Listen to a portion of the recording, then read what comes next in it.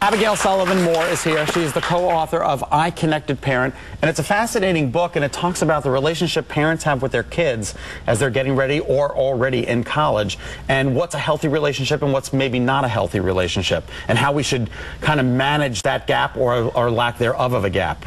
Why did you start writing about this topic in particular?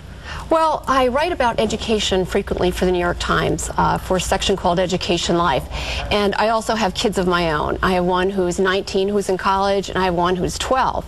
And I've always been interested in how involved I am and my peers are with our kids. Okay. I think we're more involved with our kids than our parents were with us, certainly in the day-to-day details of life.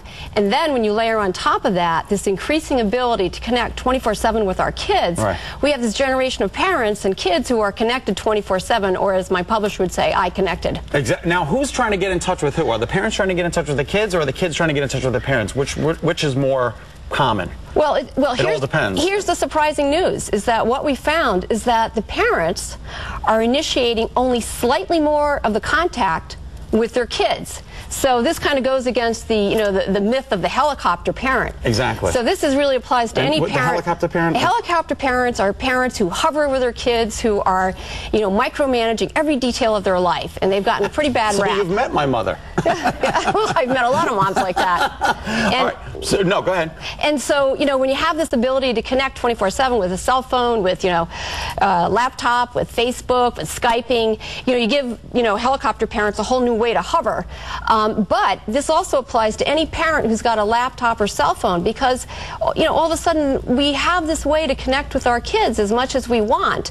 And until we wrote the I Connected Parent, there was very little research on the impact of all this communication.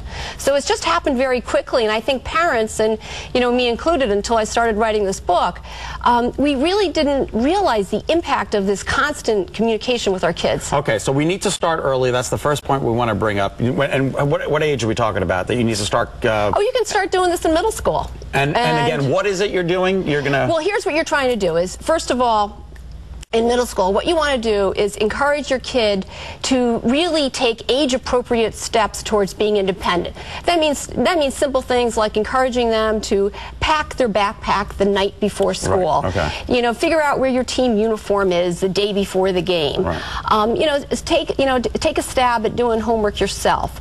These are the little kinds of things that's encouraging independence. And then, of course, in middle school now, kids have cell phones. Oh, yeah. So what happens is mom or dad will get the call at work, Mom, I forgot my homework, can you get it down to me? Or they're secretly texting, can you bring my team uniform? I forgot it. God, how great is that? And it's all of these problems that kids could solve themselves, but now they're using a cell phone to get mom and dad to solve it for them. Point number 2 is, after you start them early, it's well, actually we moved on to point number 3. You touched on the middle school and high school.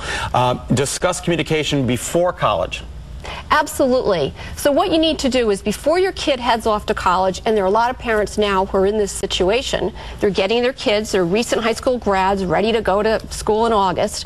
What you need to do is sit down with your kid and say, how often do you want to communicate, and how do you want to communicate?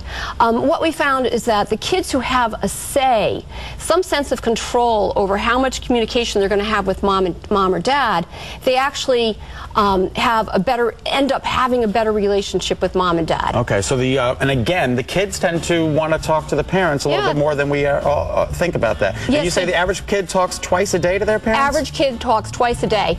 Girls talking slightly more than the guys. Fascinating. Yeah. Fascinating. I'm trying to not talk to my mother once in a week. Just kidding. All right, we'll be right back. Abigail, thank you so much for coming in. The name of the book is The I Connected Parent.